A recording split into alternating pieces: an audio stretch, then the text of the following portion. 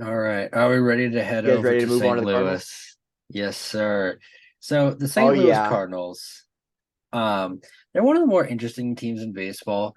Last year they finally they recovered. They recovered from a really bad first half of the season. And by their standards, St. Louis Cardinals haven't had a below 500 season since the early 2000s, which is like a testament to their capabilities. They won the NL Central. They lost in the first round. Goldschmidt won the MVP award. Arenado was in third. Tommy Edman had a breakout, and they traded Harrison Bader for Jordan Montgomery. That was their season, and it was rather interesting. Uh, it definitely was. If we recall back, Stibbs had them winning the World Series. It was not due to any. It was mainly due to I had a feeling that the Albert Pujols and Yadier Molina magic was just gonna push them through. That did not happen. But speaking of those retiring, those were two of their offseason losses. They also lost Corey Dickerson. He went to Washington. Jose Quintana went to the Mets, and Alex Reyes, he heads over to Los Angeles, the Dodgers. They got in, they re-signed Adam Wainwright, signed Wilson Contreras. That was their big move. They had 5 years, $87.5 million deal, and signed Anthony Misowetsky. I cannot pronounce that. From Kansas City for cash consideration. So really, they made one major move, re-signed Adam Wainwright for another year, and then got an extra guy. Uh, what do you guys think of their They didn't offseason? they didn't do what they had to do. They just didn't do what they had to do. I was like at the beginning of the offseason, I'm like, this is an offensive powerhouse and a defensive powerhouse. This team is incredible. They don't have enough starting pitching. They need to go out and get one guy. They didn't get a single guy. I mean, like that you could have got Carlos Rodon, Jacob DeGrom, Eovaldi, Bassett, Anderson. I mean, there are so many pitchers in this offseason class, and they just got Jordan Montgomery, and it's so disappointing. And then you re-sign Adam Wainwright. It's just such a disappointing offseason for a team that had so much potential. Like this could be like a dynasty team if they just decided to go out and get one pitcher. Even the bullpen is stacked. It's just the starting rotation, and they just did not improve there. And there's a lot of reason for concern about this bullpen. I mean, this rotation. They're old and they're injury prone. It's so simple to see that they just had to go out and get one guy and they just didn't do it. I'm a little disappointed in the offseason. I'm not a Cardinals fan, As you so can, I mean, I guess it makes me as happy. I think we can tell that But you're upset about it. I'm just frustrated because like there's a lot of these retooling things about the offseason where a GM has to think like super hard on what makes the team good. You had to go get one pitcher. That was the offseason for them. I mean, they made the offense a little bit better, but they really needed to address the pitching situation. They just did not. What are your thoughts? I My think rant's that over. I think that the most underrated move that hurt them this season was Albert Pujols retiring because for so many seasons they needed that third bat in the lineup, and Pujols was that last year, and it had a huge impact, at least in the second half when they were a lot better, and they lost that. Hopefully, Wilson Contreras, excuse me, can fill the shoes of what Pujols was. I don't think to like the same, I guess it. What's the term I'm looking for the dramatics? He's not he's not going to fulfill the Yeah. shoes of the dramatics that Albert Pujols has, but they need someone to step up and fill the shoes of what Albert Pujols was last year. And there are people who could do that. I'm not saying there's not. I'm saying they need someone to do that. Um, they didn't really lose much, but they didn't bring anything in besides Wilson Contreras, which is a good move, but it's not enough. I I completely mean, agree. Steps. I definitely think Wilson Contreras is a step up. He kind of like he'll give you. I'm not gonna say like Albert Pujols bat, but like what Albert Pujols was last year. He'll give you kind of similar to probably better production than that, and then a catcher to replace Yadier Molina, the heir apparent Yadi. Um, I think Wilson Contreras will fill the shoes pretty well.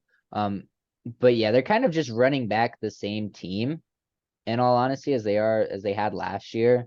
Obviously Wilson Contreras is a difference maker, but pitching wise, they got Adam Wainwright, Miles Michaelis, Jordan Montgomery, Jack Flaherty, and Steven Matz. That's their starting five. It's not a terrible starting five by names. Um, but they definitely needed to add a Carlos Rodon, Chris Bassett, somewhere in that range player.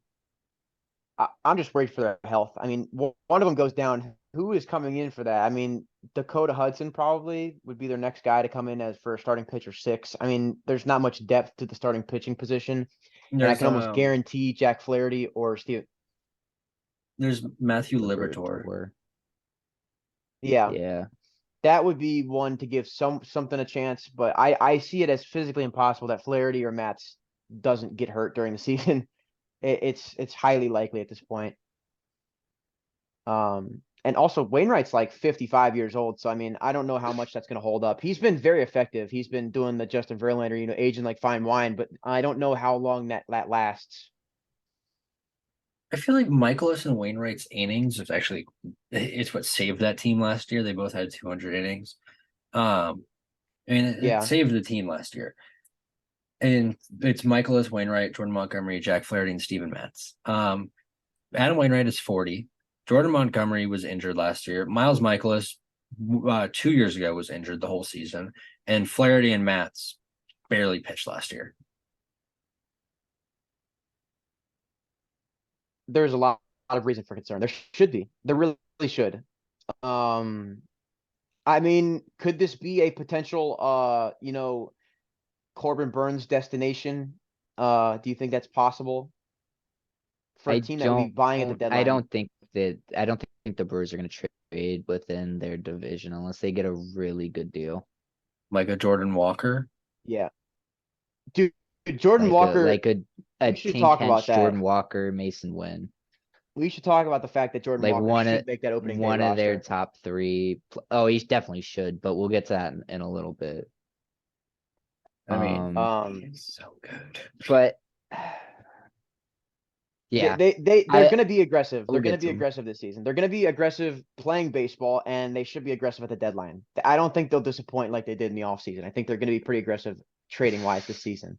You underestimate the Cardinals. Yeah. But let's get into their bullpen. They got Ryan Helsley, Giovanni Gallegos, Andre Palenti, Jordan Hicks, Genesis Cabrera, Chris Stratton, Dakota Hudson, and Drew Verhagen. Couple names in there. It's not. I don't think it's the worst bullpen we've covered. It's probably not the best bullpen we've covered. They got some names. They got some pieces. Tom? I got one concern. Look at that. What is it? There's one lefty in that entire bullpen, and it's Genesis Cabrera. There is one lefty in that entire bullpen. I mean, I don't know how useful that is, but like one lefty, there's not even a guy you can throw in for that one inning that you got to pitch to lefties. Like it's all right-handers, and I mean, they all follow a very similar prototype in that they're all flamethrowers too. Like, and it's very effective for them. It works, but no lefties. One lefty, obviously, but like it's just so overrun by right-handed flamethrowers. It seems very predictable. Who's coming in the game. There's not much deception going on. I mean, if they do bring up Liberatore, he's a lefty, so if they, I mean, he's a starter, but they could shove him in the bullpen for a while. I don't know, Brad. I mean, he did not perform well in 2022 when he was up on the major league roster, and I don't think he's a bullpen arm. I think there are certain guys that kind of just profile better as starters, and he feels like one of those guys.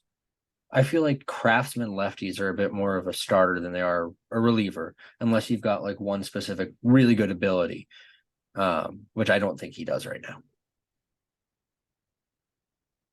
Yeah. And do you think that will bite them in the butt, the fact that they only have one lefty in that bullpen? No, I feel like they can play to both sides pretty easily. It's the Cardinals. That'd be all right. You guys want to walk us through the lineup? Yeah, I got pretty stacked. So they got Tommy Edman leading off at shortstop, Tyler O'Neill out in center, MVP Paul Goldschmidt at first base, Nolan Arenado over at third base, Wilson Contreras behind the dish, Dylan Carlson in right field, Lars Nootbaar in left field, Juan Yepes at DH, and Brendan Donovan at second. And then off their bench, they got Andrew Knizner, Yep. Paul DeJong, Nolan Gorman, and Alec Burleson. I feel like you have to put Jordan Walker in this somewhere on the bench. There are guys that are less I deserving mean, than Jordan Walker on the bench, at least. I mean, even Juan Yepez at DH, you could put Jordan Walker there. There has to be a spot in this lineup where you throw him in. he's been showing out in spring training. I really wanted the Nats to trade Soto because I wanted Jordan Walker, but I mean, you can't get everything you wish for, right? Um, I'm very high on Jordan Walker. I think he is a very good ball player. And I think he's going to be very, very good. I think the Cardinals are thanking God they did not trade for Juan Soto last year. Agreed. I think okay. DFA, Paul DeYoung. Let's just get it done with. It's been long enough. Throw Jordan Walker in the mix. We've talked about him enough. Jordan Walker, his literal description is he will hit 35 home runs a year and strike out a lot. Cool. Sarah Langs tweeted out that Jordan Walker would be the first 20-year-old Cardinal to appear since 1981. I feel like that'd be cool. He's 20 years old and he puts up top 1% exit velocities in baseball. He had an exit velocity of 115 miles an hour last year, which is pretty good. And he struggles a bit with off speed and swings and misses, but then again, he's 20, so he has, 20 years to develop a ability to see off speed pitches. The ceiling isn't there for him because there is no ceiling. He could become an MVP star, and the Cardinals need that. They need someone when Arenado and Goldschmidt, or at least Goldschmidt's a little bit older than Arenado. When he starts to fizzle out a little bit, Jordan Walker makes up for their god awful starting pitching. Yeah. I mean, it's just there's so much offensive depth and no pitching depth. I'm doubling down. This is awful off season. You just had to go get pitching. You didn't do it. But Jordan Walker definitely should make that starting lineup. And Brad, you're definitely right about dropping Paul DeYoung. He is Paul DeJong. He is just not good. I think 2019 he was good, but since then he has just not been the same. Yeah. Uh, I like to believe see there's Nolan there's one Gorman. more Missing. yeah. I mean, I like. I think top to bottom, it's a really, really good lineup. Like we talk about putting Jordan Walker in, but like in all honesty, in the field, I think the only person he could really replace is Juan Yepez because he's a third base outfielder. So you have him DH. How's his glove? It's aggressively average. I'm gonna say if Tyler O'Neill repeats his stinker of a year from last year, I think he might be the first to head out. Yeah. I don't know. I'm pretty high on him. I feel like I don't think he will. all the signs are pointing towards like like an unlucky season. All of his expected stats, exceeding all of his regular. He still has the high exit velocity, high expected WOBA, but he's gonna be good. And I feel like that's another guy that can help replace these shoes lost by Albert Pujols, obviously, fill like in an offensive gap. There's so many pieces in this lineup. There's not many pitchers. I mean, there's not many batters in this lineup that you can pitch to. You're not gonna if you pitched around everyone in this lineup, you just walk everyone. There's no one really you don't want to pitch to. There that you want to pitch to. I can see Dylan But I Carlson think being it's the time to first. get into our. Actually, Dylan Carlson. Uh, I don't think they'll. I don't know. I really like Jordan Walker. I would probably put Jordan Walker in over any of the bottom four. Maybe not Lars Nootbaar because it's just Lars Nootbaar. he's gonna. But I I think 6, 8, or 9. Like obviously you're not gonna put him at second base, but like replacing him as a bat wise. Maybe. I agree. All right, getting into those predictions. Let's do it. I'll kick it off again. So I had them going 92 and 68. That's MVP. That's not how math that's not works. That's what, Tom? that's not how math works. It's 92 and 70, Stevs. I'm tripping. My bad. Uh, sorry. MVP Paul Goldschmidt, Cy Young, Ryan Helsley, breakout, I had Lars Nootbaar, and most important, I have Wilson Contreras because again, they just went out, signed him 5 years. He needs to show. I think he needs to be a bat equivalent to Albert Pujols last season and have a decent glove behind the dish, which he really hasn't the last couple seasons. Yeah, I'm right there with you, man. I had him at 92 and 70. That's the reason I knew your numbers were off because I had him at 92 and 70 as well. My team MVP is Nolan Arenado. I predict Paul Goldschmidt to have some sort of regression. For Cy Young, I have Ryan Helsley as well. Steves, I'm right here with you, man. I'm right here. Breakout Lars Nootbaar. The peripherals are just insane with him. I think he's going to have a breakout.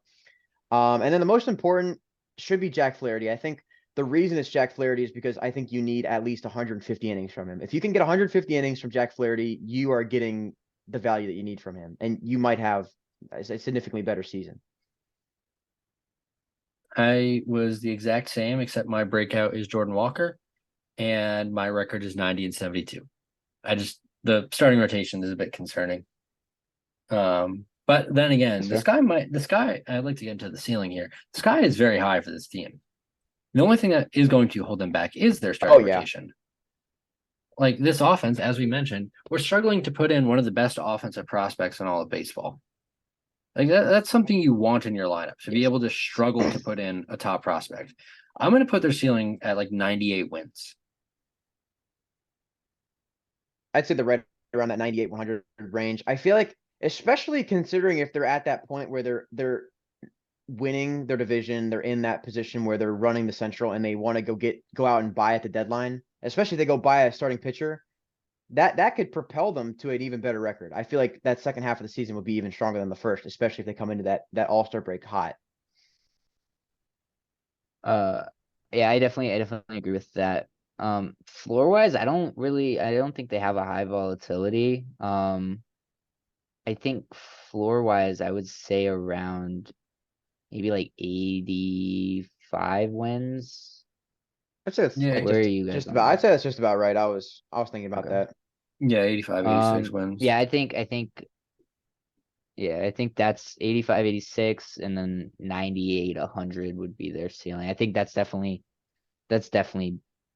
where this Cardinals team falls. I think they're just stacked, and like Brad mentioned, they got like their top three prospects: Jordan Walker, Mason Wynn, and Tink Hens. I did a lot of research on them last year when Soto was possibly getting traded for a package of some of them, and I like all three of those players a lot, and I think they're going to be very good in the league.